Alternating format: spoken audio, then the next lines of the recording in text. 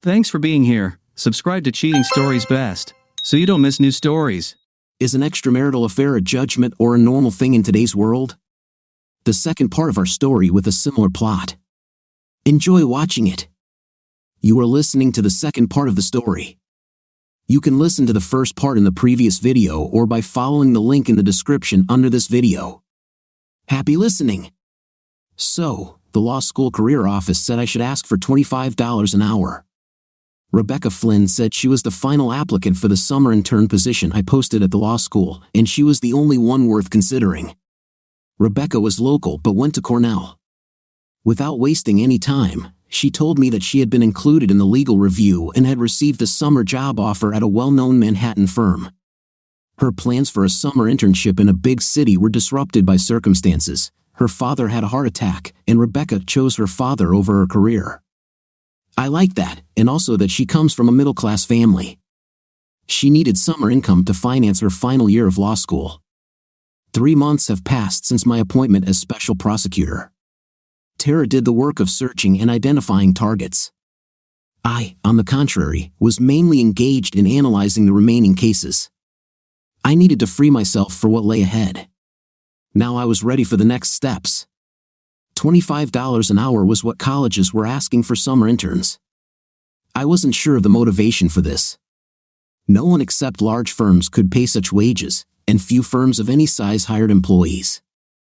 The average single person like myself will work 60 hours a week, 50 weeks a year to earn $60,000. Do the math yourself, 60,000 divided by 3,000 hours, and you get $20 an hour. The second interns wanted to earn more than the owners I offer, $750 an hour, I said. Oh, she said disappointedly. But I'll offer you a deal, $25 for each billable hour and $15 for all non-billable hours. She looked at me cheerfully, as if I was trying to deceive her. In her opinion, all hours are billable. Oh, the naivety of youth. However, in this case, my trick was planned to enrich both of us. I intended to bill the state for her services at $125 an hour, receiving $100 each time she billed a billable hour. That was the beauty of having the governor as my client. The downside to this situation was that the governor was the client, or more specifically, Miss Wilson. I had already been working as a special prosecutor for 3 months, and she had been on my tail since the end of the first week. The governor would like to receive a progress report, Miss Wilson wrote to me. I just started working, and she already wants results. Sorry, independent prosecutor, I'll make a report at the end, I answered. The next day, she called. The governor would like to receive monthly bills, she said.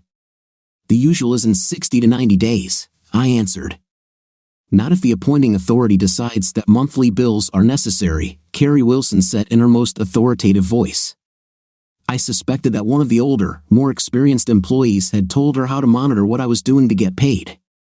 My accounts had to show normal and necessary activities and, moreover, be detailed enough to reveal what I did.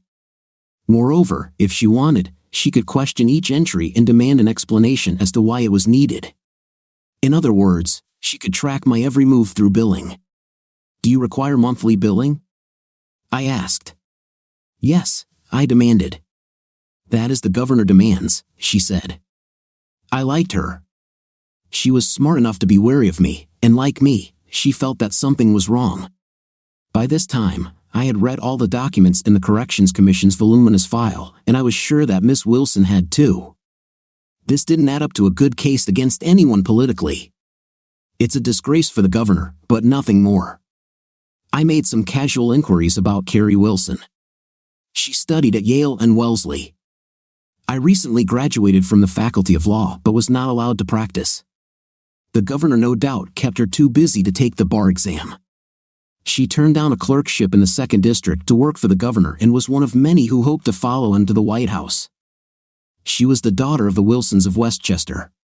Dad was a Wall Street representative, and Mom belonged to the DeVoe Society. They were the old New York elite. Carrie was rich and well-connected. Not my type at all, and she didn't trust me at first sight. However, I couldn't blame her for the latter. Okay, I accept, Rebecca said, interrupting my thoughts. Fine, you start on Wednesday, I said. We were in my 3rd month as a special prosecutor, and I had nothing to show for it yet, as Miss Wilson had repeatedly said. However, we had a lead. Tara's friend, a feminist lawyer, showed us a way through the silent wall of prison guards. There was an officer in Van Patten Prison, Robert Leach. He was a completely ordinary person, except for one small fact: Bob was going through a divorce from his second wife. The couple had 2 children, but none together. Bob was a bit of a squirrel. He saved every spare coin, and the current Mrs. Lebick wanted her share. The only obstacle to divorce was money, and the fight became bitter. Bob could account for all assets except the $5,000 cash he withdrew. It was an oversight, or, more likely, he didn't want to explain.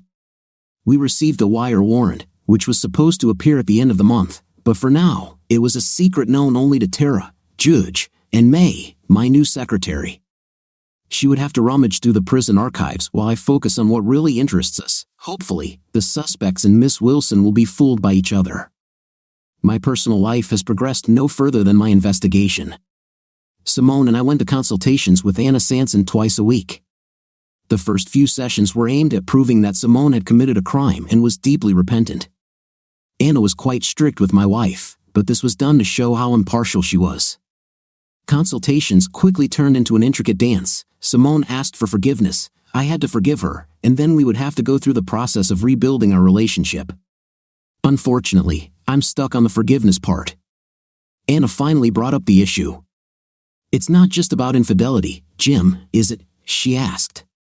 No, I think the problem is broader, I answered. Then tell me what's wrong, Simone demanded. You abandoned us, the girls and me, and you will do it again, I said. How can you say that? Asked Simone. Let us try to figure it out, Anna warned Simone. This was more than 2 months ago, and we still couldn't figure it out with each other. I became increasingly convinced that counseling would not help. Night also disappeared. We grew more and more distant from each other. I was hurt, and she was angry, and more every day. Simone believed that I should accept her apology and that we should move on with our lives. I didn't see how an apology could help. Dances to benefit pediatricians took place on the last Saturday of June. The dance was chaired by Simone Redman, the new director of pediatric services at Memorial Hospital. My wife took back her maiden name. I found out about this after seeing the invitations. The co-chair was Dr. Isha Faraji. For this occasion, I wore a rented tuxedo. There was no mistaking the origin of my formal attire, nor could I ignore the comparison with my wife, who looked like $1 million in her skimpy black dress. She was the star of the evening, aside from the handsome Dr. Faraji, who monopolized my wife as his dance partner. The only one who seemed least upset by Faraji's attentions to my wife was her friend, CLA, who was accompanied to the event by her husband. But Dex seemed only a temporary guest. CLA was dressed to the nines, too hot for a mother of 3. However, who am I to object? My wife was dressed like a single woman on the hunt. Their hip, high-end styles made Faraji and Caroso look like seedy wannabes. Dex and I couldn't compete, and it was obvious that no one, including our wives, was paying the slightest attention to us. There was an exception. Anna Vinson found me. How are you, Jimmy? Anna asked. It couldn't be better, I replied. My dad always said that it's better to hold salt in an open hand, she said. I'll remember this the next time I hold salt. She loves you, and he has no chance, Anna said. It's true, but it's fundamentally wrong, and we both know it. My first visit to Van Patten Penitentiary was long overdue, but I knew that I would not find the answer to my question there. However, in the first week of July, I went to the prison and made the required call to the warden. The prison was little more than a collection of residential buildings surrounded by a 3-meter 6-centimeter high fence topped with razor wire, and a winding steel band decorated every few centimeters with a row of metal blades. An internal fence divided the facility into 4 sectors. I headed to the administrative office, but first, I had to go through the main gate. It was nothing more than a square concrete box, 6 meters on a side, divided in half by metal detectors. There were 3 guards at the gate, 2 men and 1 woman. At first, they were cold, but they became even colder when I identified myself. I was taken through a metal detector, detained, and searched. 20 minutes later, I was walking along the path to the administration building. The superintendent's office was a short walk from the building's entrance. Her secretary was waiting for me at the door and showed me the way. The superintendent's office was spacious but tastefully furnished. The furniture was Corecraft brand ugly prison furniture that was legally only sold to the government. Superintendent Camila Blake was a woman of average height and about 50 years of age. She had graying dark hair and was dressed in a blue-gray formal suit that would not have been out of place for a school principal. She had an attractive but stern face with severe features. She stood up from the table to greet me and led me to a small conference table. The furnishings of the room were complemented by her table and a small sofa with chairs. The conference table was small but large enough to seat 8 or so people. As we sat down at the table, I noticed that her face was familiar to me, although I could not remember having ever met her. "I was glad to hear that you were appointed," she began. "We happen to know each other. My grandchildren go to school with your daughters." Prompted by this, I remembered where I had seen her before. Your daughter was a tall, fair-haired woman, and her son and daughter, it seemed to me, were older than my two. "I thought I knew you," I said. "Yes, your daughters are beautiful, like your wife." She, of course, evokes my admiration and the admiration of my employees, especially the medical staff. We use Memorial Hospital, where your wife works, for external medical care for our inmates. Your wife is a wonderful woman. You must be very proud of her. "Yes, I'm proud, just like our daughters." "We are a happy family," I answered. "As I already said, I welcome your appointment to this position. We are one family here, and like your wife, we serve a humanitarian purpose. Our occupation is not highly valued, but it is beneficial. You, as I understand it, are a good person whose character comes from within. You don't wear it like a mantle to judge others," she said. "Well, you regard my merits as more than I deserve. There is no need to attribute to me the good deeds of my wife. I have a job here, and I will perform my function to the best of my ability, which may cause some pain," I said. "I judge you by the care that I saw you show towards your daughters. All I ask is that my people be treated impartially and understandingly," she said. "I fully intend to be fair and impartial to both your staff and the inmates of this facility. I think highly of Van Patten Penitentiary, as does my wife. She often talks about how dedicated your medical staff is. I think people are often surprised by the medical care provided to prisoners. I know this is not always an easy task. Women prisoners, in particular, often need more routine services that only outside medical staff can provide," I said. "Yes, an insightful observation. Our internal women's health services are adequate, but gynecological and surgical services are provided externally," admitted the superintendent. "Memorial is not the largest hospital in the area, but it provides adequate care for our women." I missed the word adequate and didn't realize that Regional Medical Center had much more capacity than Memorial, I admitted. "Well, let's move on to the reason for my visit. To assist in the investigation, I hired a legal secretary, a young law student. I will send her here for preliminary investigation. She would need a place to work and would review certain records, mainly records of staff assignments and hours, and records of inmate housing. I know you may be strict about protocol and make it difficult to gather the information we need, but I hope we can work in tandem to get things done quickly. You will have my full cooperation in releasing anything that is not protected by the law, and as for closed documents, we will identify them so that you can get a subpoena," she said. And I could see that she was relieved that I was taking action in such a casual and humble manner. I did not feel the slightest guilt that she misjudged my character or was unaware of the actual method of my investigation. While I seemed to be shuffling papers, Tara was eavesdropping on the conversations of her employees, like any other successful prosecutor. I intended, to the extent possible, to invade the privacy of her employees and induce them to turn against each other. I was selling my soul for the governor's gold, and by the time the superintendent and Miss Wilson realized this, I planned to have the goods on someone. It was Simone's turn to pick up the girls, but she texted me that she was taking them to their mother so we could spend the night alone. Something happened to my wife. When I returned home, there was no green lace, only an unhappy woman. "We need to talk," Simone began. I thought that was what we were doing in our consultations with Anna, I said. We've been married for 10 years, and we've been together even longer. I know you, Jimmy. You are not an open person. You have a cunning mind that loves to hide and deceive. It has never been easy for me to be your lover, knowing that I cannot fully penetrate this curtain that you hide behind. But I always knew your heart was true, and you were a wonderful husband and father, Simone said. I didn't know you felt that way about me, I said. You're not listening. I love you. You are a good man and husband. You took care of me and did everything for me. But you never allowed me to fully enter you. Anna is only now coming to the realization that you were not honest during our sessions. I know that's not true.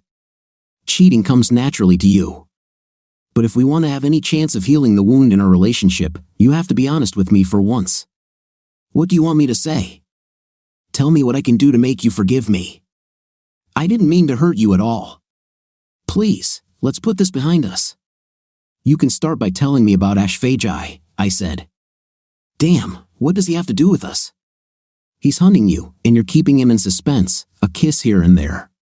What is this for? Okay, he's an attractive man and just my type. A woman needs a man, at least I do. My husband keeps me at a distance, so yes, I may have been holding it in reserve. I would let him steal a kiss or feel him, but I would never do anything else. He has no chance if my husband comes back to me, Simone said as tears began to wet her cheeks. I knew her as well as she knew me. After a moment, her nose started running, and she turned away to cry out her grief. It was only partly real. Simone was caught between grief and anger. She wanted all this behind her so she could return to her family without consequences for her actions. I wasn't afraid of Dr. Faraji. Yes, he was intimate attractive to my wife, but she was not the type of woman to be intimate attracted. I've seen her flirt with men before when she wanted something. The question was, what did Simone want from Faraji? With Simone, it took more than just agility and intimately. She was looking for a man who could give her more. She wanted and needed a strong emotional connection. This is what failed her in Africa, this need to be with a man, to be in his arms and under his protection. She was such a strong woman, but still a woman. I've lived long enough to know that women crave male companionship, and night is the smallest part of that craving. So, what did her kiss with the doctor mean? Will you promise never to do this again if we can restore our relationship? I said. Of course, she answered without hesitation. That means no more Doctors Without Borders or other humanitarian escapades, I said. What? You heard me.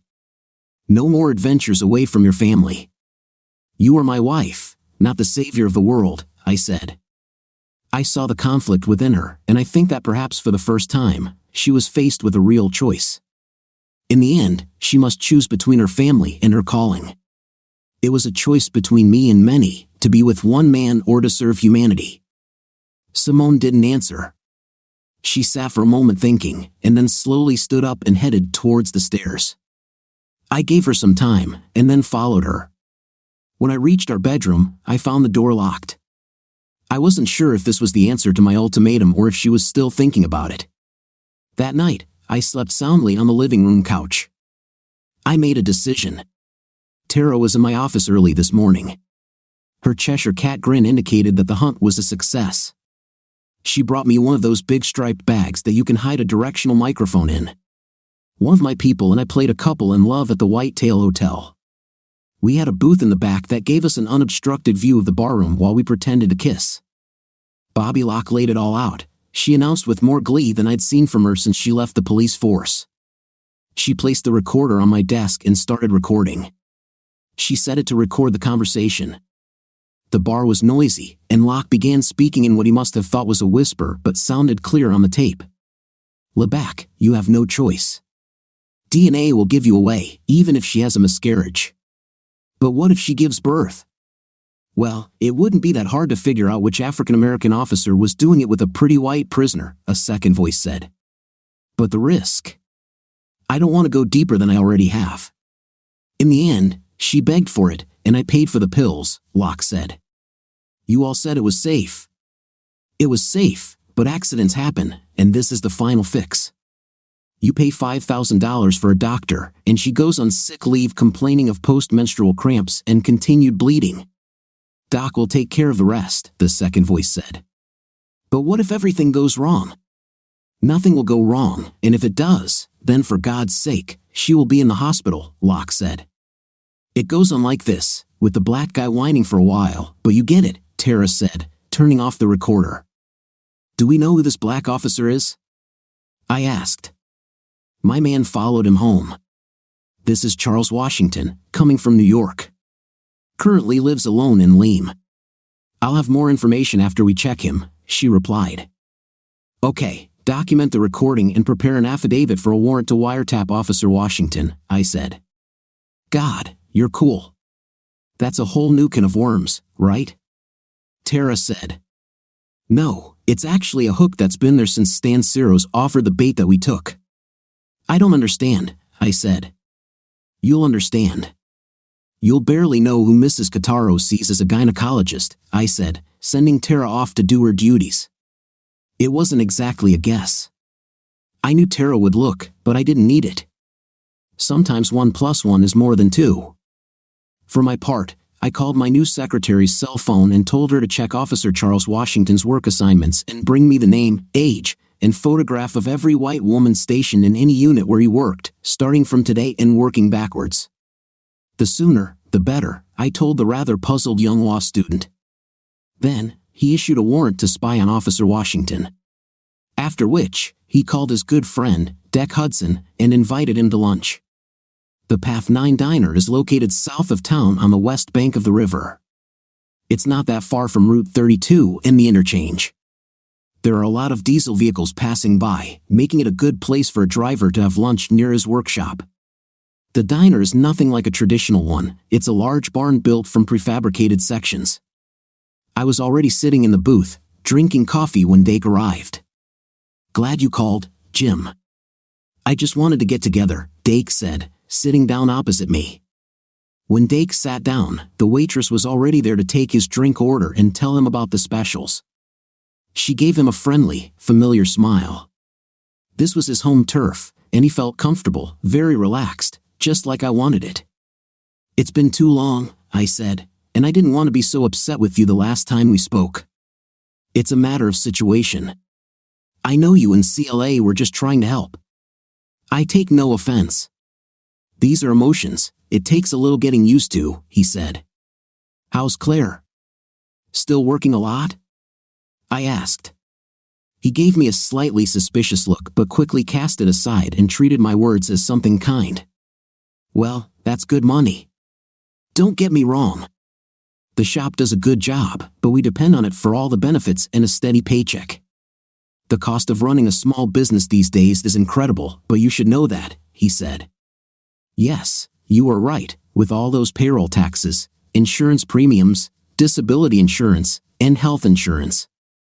There's not much left over, I said. Oh, don't forget about liability insurance, self-employment taxes, and sales taxes, he added. So that's why you let Claire have an affair with Asha Faraji? Because I never considered you a cuck, I said, dumping my suspicions on him. If I had any doubts, they were quickly dispelled. Dake froze, looking like I had hit him, and perhaps in some sense, I had. But he came to his senses and tried to deny everything. I don't know what you're talking about, he said. Come on, you understand everything. Claire, as my wife, has always said, is the best surgical nurse in this part of the state. It was to be expected that Dr. Faraji, the head of surgery, would want her in his operating room while Simone was away. Faraji is an intimaniac, and he's certainly not the kind of man who would turn down an attractive nurse. But you might be wondering who told me that. CLA fell for his charms, oddly enough. It was CLA herself, with the assistance of my wife. It's not what they said, but how they did it.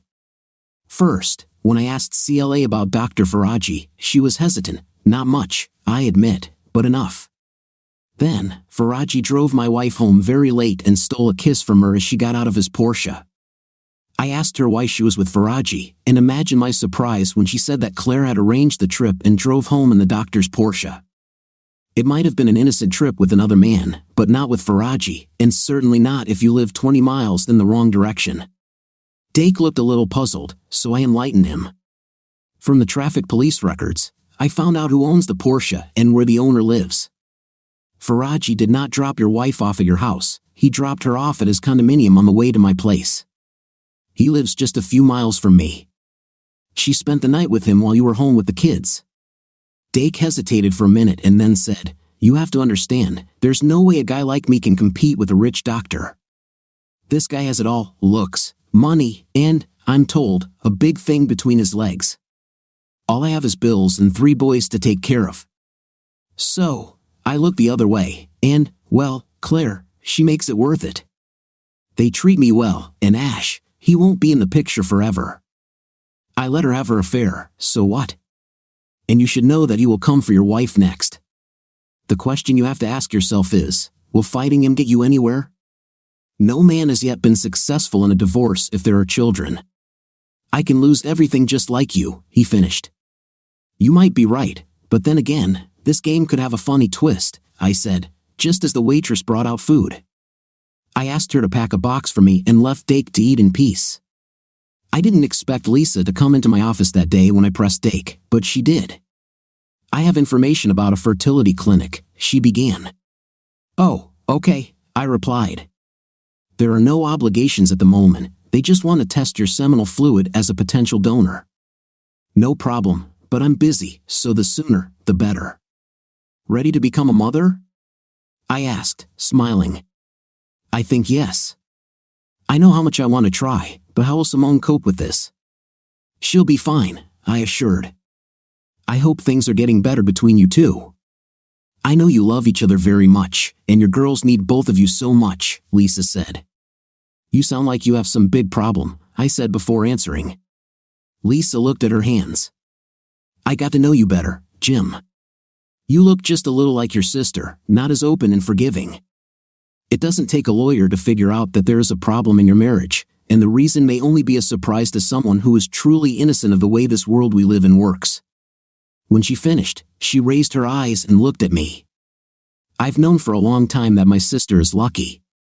Lisa is not only beautiful in body and soul, but also amazingly smart in a completely feminine sense. She knew exactly what the problem was between me and Simone, and no one needed to tell her about it. Don't worry, everything will work out, I said. I pray about this for Vicky and Beth's sake. I love them as much as I hope to love my own children, and I wouldn't want them to get hurt. I took the card she gave me for the clinic and placed it in the corner of my desk. I'll call you as soon as possible, I said. Thank you, and think about it, please. Think about what's best for your daughters before you do anything, she said. I didn't miss the double meaning and realized that she had come in part to beg me to forget about the problems with my wife for the sake of my daughters, whom she loved. Pollyanna Randell, aka Anna Rand, aka Anna Randy, aka Scarlet Randy, had brown hair and brown eyes. Her height was 1.57 meters. She had the intimately of Marilyn Monroe and the innocent looks of a schoolgirl. She looked old enough to be in junior high school, although her prison file said she was 19. Rebecca, my lawyer, did a good job. She narrowed the number of possible candidates for the role of Officer Washington's mistress to just 3. I eliminated the remaining 2 candidates for purely male reasons. I was betting that it would be innocent Polly, as they preferred to call her. The girl had 2 convictions for obscenity, both related to her profession as a dancer. Her current sentence was for possession of a controlled substance, but her probation report stated she had not used it. She was caught for possession, but for whom it is unclear. This was the man she feared more than prison. Do you understand these rights? I asked. We sat in one of the rooms in the prison for meetings with the lawyer. I had Rebecca with me as a witness and a tape recorder for recording. I finished reading the angelic, beautiful poem her rights, a necessary precaution against what she might say. Do you think I need a lawyer? Asked Polly. Choose for yourself, but since you are a victim, I wouldn't think so, I said. At the word victim, her eyes trembled slightly. No prisoner can consent to intim with one of his guardians, I explained. Knight, she asked. If we're honest, we can get along much better, I said. I just asked what you were talking about, Officer Washington, and your pregnancy, I said, sharpening my voice. I saw that I shook her slightly. Do I need to request a compulsory urine test? I asked. She thought about it and apparently decided to give it up. What will happen to me for this? She asked. You have 2 years left until the end of your term. I think we can persuade the governor to commute the remaining sentence. You'll still get out in a year if you behave well, I said. You need to do more. I was not only with Charlie Washington, and I can turn others over to you, said Poana. More? I asked as my brain went into overdrive. Turn off the recorder and send the girl out of here, she said, grinning slightly. I hesitated, not wanting to be alone with this witch. I had no illusions. Behind the innocent face was an evil soul. What happened? Are you afraid of little me? She teased. I turned to Rebecca. Do you have a watch? No, I use the phone. It's taken away when I get to prison, Rebecca answered. Here, take mine, I said, handing her my wristwatch. The watch was good, although not very expensive. A gift from my wife when she was a fourth-year medical student. Simone worked extra shifts at the hospital to buy me this gift.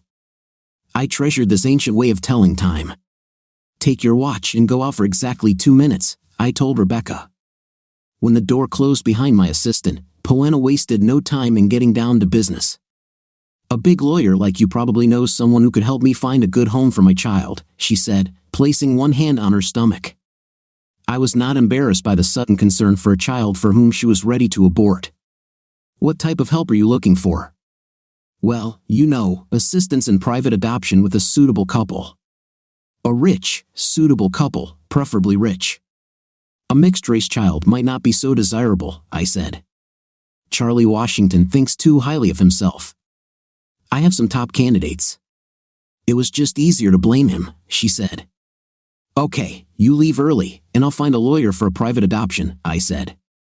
Okay, I'll tell you everything when I see the lawyer, she said. The deal was done. I asked the superintendent to place Poana Randall under protective custody until I could complete the deal. The next step was to win over Washington and then Leach. As it turned out, it only took 2 heartbeats. When Officer Washington read the Poana statement and realized that his fellow officers were making him a scapegoat, Levick fell as soon as Washington turned everything on him. Levick gave me the man I really needed. But I knew that the words of an easily accessible girl and a dirty commander would not be powerful enough to destroy the real target. I needed a respected witness. I could see the displeasure on Superintendent Blake's face. We were in her office, she was sitting at her desk, and I was standing. I think the agenda is clear, I said, but do you need medical records? She answered yes, and the order was signed by Judge Clement of the state court after I provided him with permission from each patient. My secretary, Rebecca, spent 2 weeks collecting these permits from current and former prisoners. The names were provided by Leach. The promises that Rebecca made in exchange for releases were up to me and the governor to keep. Some had their sentences reduced, others were put on the list for pardon consideration. But I had releases and a judge's order. Superintendent Blake knew where this was going, and she had probably already heard rumors that Officers Leach and Washington were informing on their comrades. Camilla Blake sighed, shook her head, and picked up her office phone. 40 minutes later, her staff was laying out folders on the conference table, and I was giving orders to copy them. I took the originals and left the copies, watching the process carefully even though I knew what I would find. The superintendent and her staff went about their work in silence. I took Tara and 2 of her employees with me to help ensure the safety of the records. The last thing I wanted was for the arrest to be disrupted. Now, in total, we carried 6 bank boxes with documents into Tara's truck. Now everything depended on the next step. I saw that my sister was still skeptical. Don't trust your brother? I asked. She was driving the car, and I could look at her face while she looked at the road. It looks like a lot depends on what the accomplice testifies, Tara said. We know how it worked, and this will help. We know that the gynecologist sent women to the hospital for treatment. Each patient was seen by the same physician, and the same nurse was assigned and signed her name on each appointment. Yes, but without a nurse, You only have the words of the criminals that they were pregnant and the doctor changed this condition. These records tell a completely different story. Do you think the jury won't believe the doctors? I'm counting on the nurse, I said. Do you understand these rights? I asked Claire Hudson. Jimmy, why are you doing this to me? Claire demanded. I had the county sheriff's highway patrol arrest her on her way to work. He put his wife's best friend in a prison cell for several hours and then left her in the interrogation room for another 2. I knew by this time she was scared and hopefully ready to talk. You committed crimes, I said. What? You can't believe it. You helped perform illegal abortions and falsified records. Why would you say that? I have notes with your signature. Your name and Faraji's name are on all operational cards. So this is a common procedure. An abortion is legal in this state, but not when it is done without consent. No one was forced. The women were prisoners in prison and could not freely give consent. If you didn't know it was wrong, why did you hide it? I'm just a nurse. I'm following the instructions of the head nurse, without whose help the whole scheme collapses. You forgot that I know the rules of your hospital. They needed your help with medical procedures and your signature on the protocols confirming what was done. I know that what you said they did and what actually happened are not the same. The same thing, you covered for Caruso and Faraji, but mostly Faraji, who was your lover. You can't prove all this, she said, but without conviction. I showed her the testimony I collected from the officers and prisoners. That was all I needed. She broke down and started crying. Dean admitted to me that you were FJ's lover. You really did this to him? No, you don't understand. We didn't actually harm anyone. Deck loves me, he understood everything. The women needed help. Ash was simply doing Tony Caruso a favor, Claire said, sobbing. Read the testimony. They received money under the table to hide evidence of rape. Claire put her head down on the table and just cried her eyes out. Tara was waiting for me to play the role of the good cop. I handed Claire over to her, and she extracted a statement from her that Caruso and Faraji orchestrated their scheme to seem reliable and safe. Who would doubt that a doctor treats his patient? Women simply came to the hospital, complaining about women's problems, and the authorities were forced to send them to a gynecologist who worked under a contract with the government. This doctor was Caruso. If he said she needed surgery, no one could challenge his decision. Faraji performed the operation with the help of nurse Claire Hudson, who he seduced. Caruso and Faraji were running a double business. One transaction they received money from the government, and the other in cash under the table. It seemed like a small scheme at first, but by the time Claire finished speaking, it had become much bigger. Abortions were not the only service provided. They treated intimately transmitted diseases, prescribed birth control, and covered up any and all evidence of illicit night. I was naive enough to believe that this was all there was to it, but live and learn. I returned home late. There was a lot of work to be done in presenting the case to the grand jury. It looked so easy on TV, but in real life, it requires preparation. The first problem is to assemble a jury. If there is none, smaller counties do not have a standing grand jury. Jury assignment can be a significant administrative process, but Stan Katsuros had the jury already drawn, as if he was only waiting for me, and of course, he was. When I arrived, Simone and the girls were already having dinner. Simone made soup and bought fresh bread from the bakery. I took my seat and listened to my daughters discuss their day. From the wife's side, an eerie silence reigned at the table. I knew that by now she must have known that I had arrested CLA, but she did not mention it in front of our daughters. Simone put the girls to bed and unusually read them bedtime stories. I was in the small room downstairs that we use as an office. It's basically Simone's place, but I was sitting there trying to figure out my schedule for the next few weeks.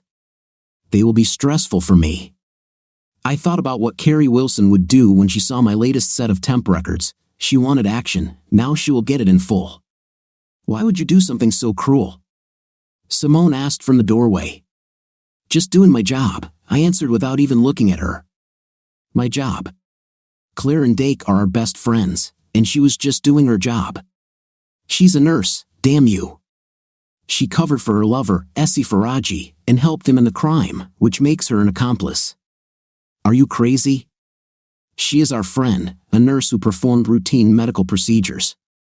I cannot discuss this further. Is this some kind of revenge? She demanded.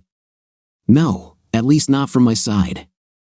I have been tasked with prosecuting those who intimidate exploit prisoners in prisons, and that is exactly what I do. Arresting my friends? Yes, because they turned out to be criminals. You say that, and I hope for a grand jury. This effectively ended the discussion, and she left. We didn't talk for the next 2 weeks, but I hardly noticed it because I was busy. It was the evening before I was to begin presenting my case to the grand jury.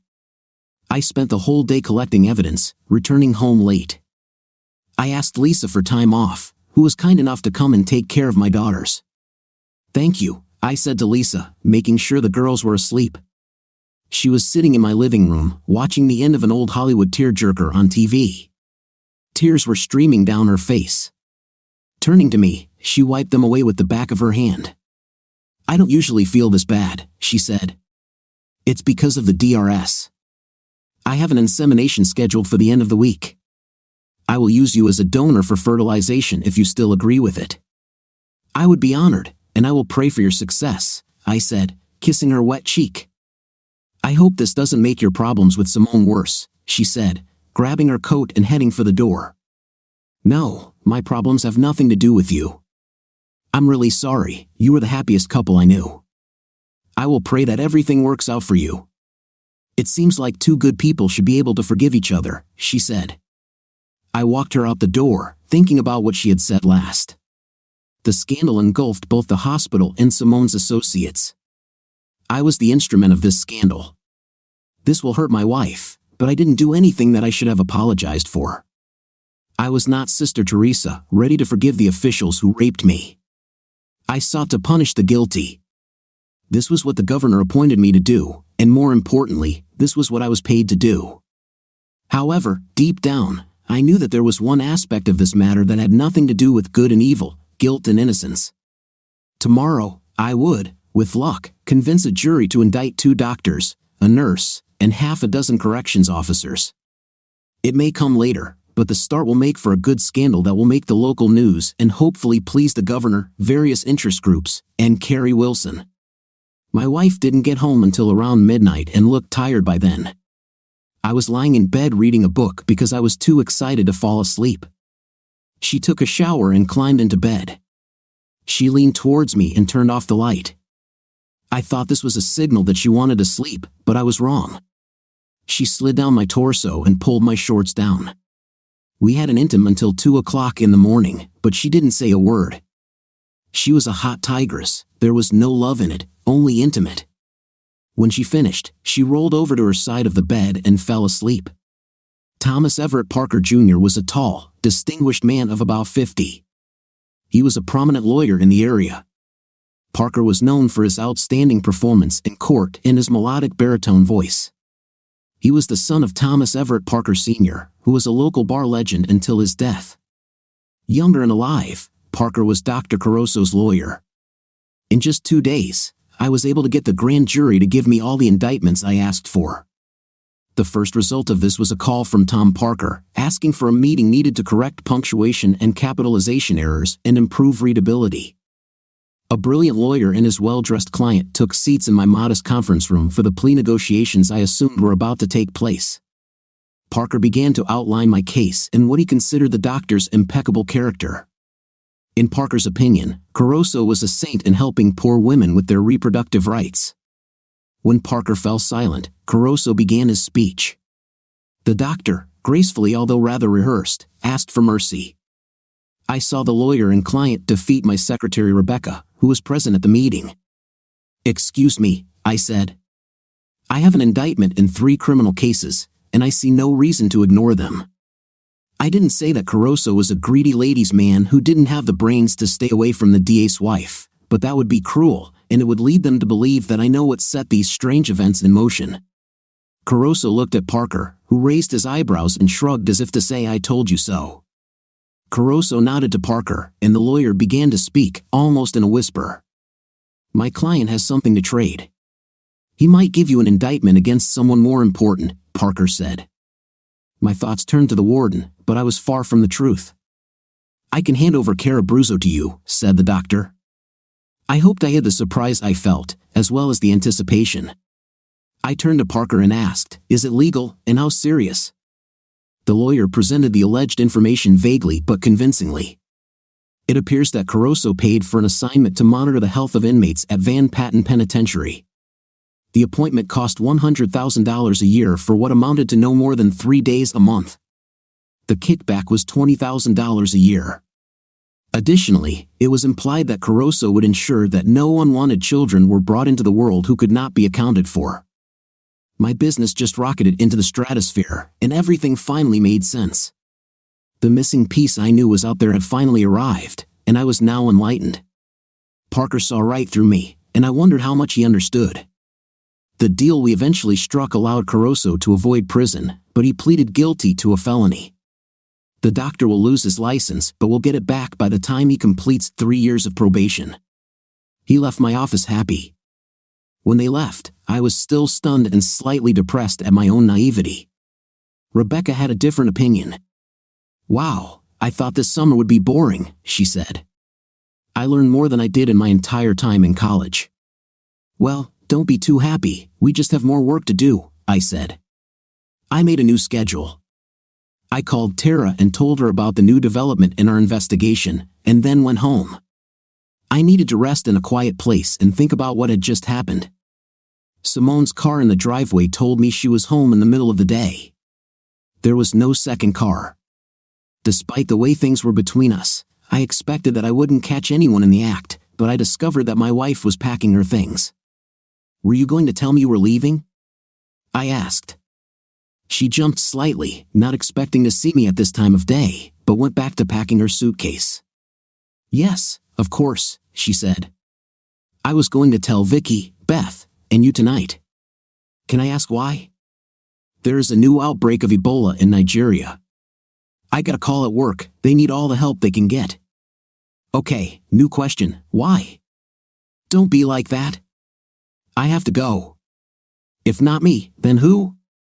"Maybe someone without a family who needs it." She laughed and turned to face me. "We both know that girls don't want me when they have you, and you don't want me." "My daughters need a mother," I said. "No, they have a super dad in the big world. He's a real, but at home, he is everything the girls need. The problem is that he has a wife who no longer fits in his house, so it will be better for everyone. Maybe the next time I get home, we can put everything back together." "So that's all? You are leaving?" "Yes, but I need a favor. I want to take CLA with me. Can you negotiate for her to be released so she can do what God put her on this earth to do?" "I think this can be arranged. This may take several weeks." "Thank you." Angie's is one of many restaurant-bar combinations that line Western Avenue near the government and university campus. Mike Tillman, chairman of the Commission of Corrections, sat in a booth in the far corner. It was already well past lunchtime for most government employees, so the place was relatively empty. When I asked to meet, Mike invited me to lunch. He chose the time and place. The atmosphere was relaxed, where the civil servant was not out of his element. This maintained the illusion that the independent commission and the independent prosecutor were not actually colluding. At this point, if we met officially, people might get the wrong impression. Some might suspect that everything that happened was a setup, but no one would express their suspicions without solid evidence. "The chicken parmesan sandwich is good, but get the onion rings, not the fries," Mike said as I sat down at the table. As I took my seat, a bored waitress was called over, and I took Mike's recommendation and placed my order and coffee. "So, what did you want to talk about?" Mike began as soon as the girl left. "Well, I really only have one question," I said, trying to look him straight in the eyes. Mike just smiled at my attempt to control the conversation. "Only one?" "Yes, I understand perfectly well that I played the role of a pawn in this game. Not pawns, at least a horse. Maybe not white at night, but still a horse, a figure of speech for the party being manipulated," I said. "Now I'm curious, how do you see that you are being manipulated?" "Stan Siros is a man who is 20 years older than his wife. This is something that can make a man nervous, especially a not very attractive, short Greek lawyer married to a very beautiful lady. But when he's the district attorney and he suspects his wife of infidelity, he has a lot of resources at his disposal, I said, watching Mike closely. He just nodded for me to continue. So, when Stan found out that his wife was having an affair with a gynecologist, he was upset. But when he found out that the gynecologist deals with prisoners, he had a very big problem. He solved crimes within his jurisdiction but did so through illegal surveillance. He got caught. If he acted on what he knew, he would be accused of abuse of power, not to mention exposed as a cuckold. On the other hand, what if it turns out that he knew and did nothing? Interesting problem, Mike said. Yes, very much. But the solution is even more interesting. You see, Stan knows someone who can conduct an investigation that doesn't require much evidence or even explanation. An agency created just for this purpose. So naturally, Stan took his information to where it could be used. Problem solved, Mike said. But Mike interrupted. But the man he saw had his own plans, a little revenge for being passed over. And this man knew something that Stan didn't. For example, how the doctor got his job and how the system works, I said. I haven't heard the question yet, he replied. Why me? You could choose. Why choose an obscure lawyer with a less than stellar reputation to blow up the Department of Corrections? Mike grinned wide and said, Jimmy, you still don't understand. As I said, a horse. The kind of guy who will fight 3 frat guys to save a drunk co-ed but fight as dirty as possible. A guy with a beautiful wife who was molested by doctors. A damn shrewd freak of a lawyer who wants nothing more than to be pointed in the right direction. He paused as the waitress brought the food. When she left, he continued, the good guy's won here. Stan will get his wife back in good revenge. The governor gets the opportunity to clean up the state's largest agency and install his people. And you get a good salary. Of course, if you were less efficient, you would get more, but I'm sure no one will complain if you take your time a little. In the end, what will you get, Mike? The pleasure is that those freaks who stuck a knife in my back and pushed me away went down, plus the gratitude of the public and the current governor, he said, very pleased with himself. And when the storm passes, when A.B. Bro's friends come out from under the stones? I asked. By that time, I will no longer be alive, and you, as you said, will be a little-known lawyer. We have nothing to worry about, he said. I was not convinced of the latter. Politicians have long memories, and we have lost a significant piece of the patronage pie. But the food was excellent, and Mike's company was good, even though he was a son of a. After lunch, I headed back to the office, knowing that I had been taken advantage of but at least understanding why. I was sitting at the bar in the ballroom of the Gideon Hotel. It was the annual meeting of the Defender Bar Association. It goes without saying that my short stint as a special prosecutor did not win me any friends in the defense bar. I was avoided like the outcast that I was.